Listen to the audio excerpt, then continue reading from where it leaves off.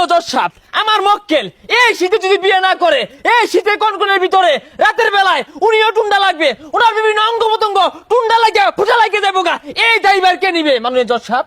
হজর সাহেব, শীতে টুন্ডা লাগে গেলাম গা, আমার ব্যাগ বন্ধুরা বলে হইতে থাকে, আবারও কইছি আমার বিয়ে হয় না, এলাকা নিরুভাবে আইনি আশ্রয় লইছি।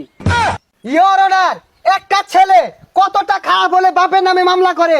ইওর অনার, একটা মানুষ কতটা নিরুপায় হলে, কতটা অসহায় হলে, কতটা কষ্টে থাকলে তার বাবার নামে মামলা করে।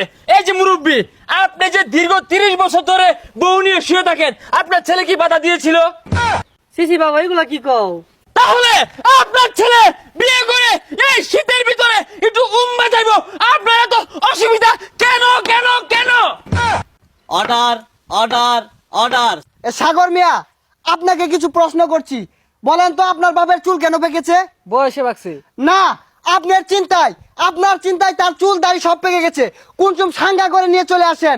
শুধু তাই নয় ইওর অনার, এই যে আমার মক্কেল 53 কেজিতে চিন্তায় 18 কেজিতে নামছে ইওর অনার। বিজ্ঞ আদালত, আমার প্রতিপক্ষ উকিলের মক্কেল জনাব আবুল মিয়া জীবন যুদ্ধের শেষ পর্যায়ে তার ওজন 18 কেজি কেন 9 কেজিতে আসলেও আমাদের কোনো আপত্তি নাই। অন্যদিকে আমার মক্কেলের দিকে দৃষ্টি দেন, আমার মক্কেল দেখেন শুকিয়ে পাটখড়ি হয়ে গেছে। আর কেন হয়েছে জানেন তো? বিয়ের চিন্তায়। জজ সাহেব, আমার একটা কথা আছে, এই বুলারে ছোটবেলার তো লালন পালন করছি, আরো হনাই না আমার কাঠগড়ার দান হরাইছে। কথা আমারও আছে, বিয়া না হরাইলে কাঠগড়া না খালি অনেক দূর যাই আমি। 100 বার যাবেন, সব জায়গায় যাবেন, কেন যাবেন না?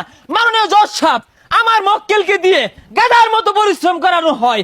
গরুর ঘাস কাটে, বেড়ার ঘাস কাটে, গুড়ার ঘাস কাটে, লেদা ফলায়, চেনা ফলায়, গোবর ফলায়, আর এই সব কষ্ট উনি নীরবে সহ্য করে। কেন করে জানেন? শুধুমাত্র বিয়ের আশায়। ইওর অনার, কাজ করবে না কি করবে?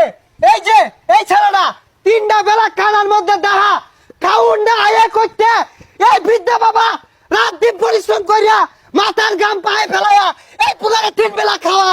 এই বেটা,